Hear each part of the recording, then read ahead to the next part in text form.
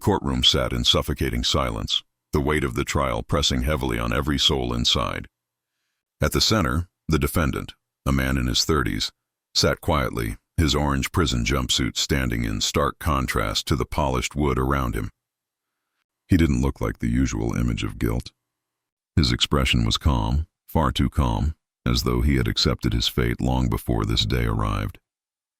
His eyes, cold and steady, scanned the room, untouched by the gravity of what was unfolding. Judge Hargrave, a man renowned for his unshakable composure, flipped through the case notes, his gavel resting firmly on the desk. The trial had dragged on for weeks, and now the jury was closing in on a verdict. Everyone believed the conclusion to be inevitable. But then, in a moment no one could have predicted, the silence broke. A small voice rang out. The man didn't do it.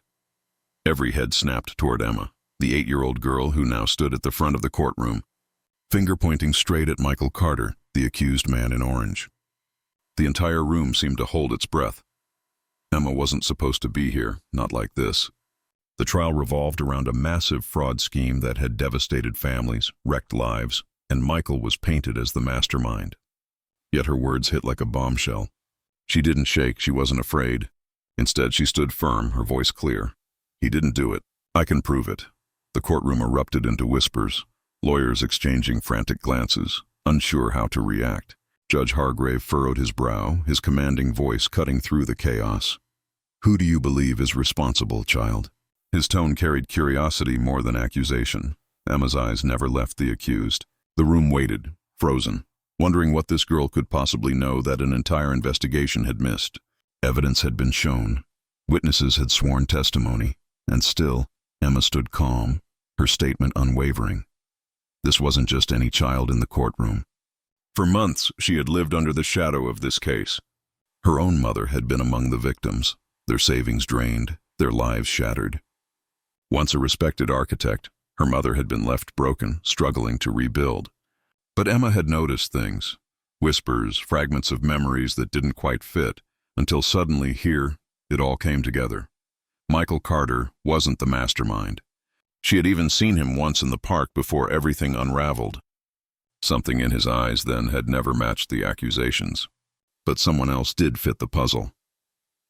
Emma hesitated, her gaze flicking to the empty seat where her mother should have been sitting in support. Then, with a deep breath, she said it. It was my uncle. He's the one who convinced Michael to do it. A collective gasp swept the room. Emma's uncle, quiet, ordinary Peter, sat in the back.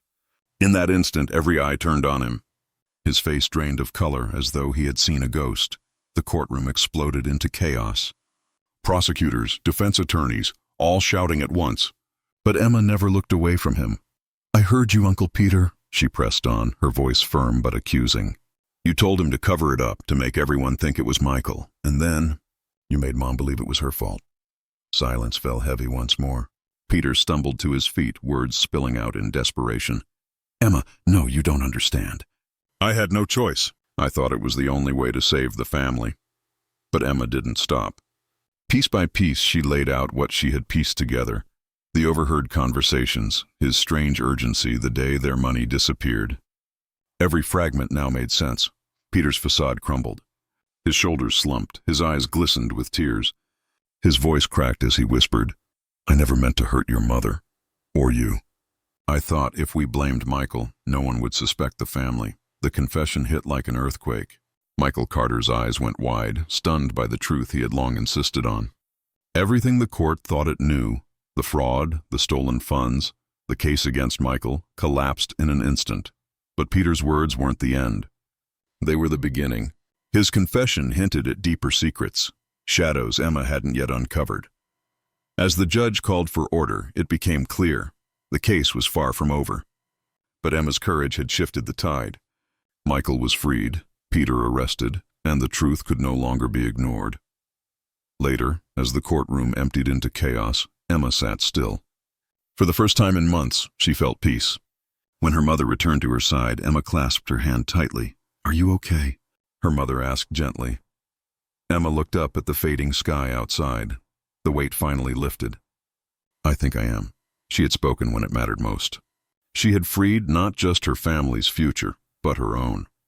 So now the question remains, Could an 8-year-old truly uncover the truth in a case like this? Or is there more to Emma's story than meets the eye? Share your thoughts in the comments.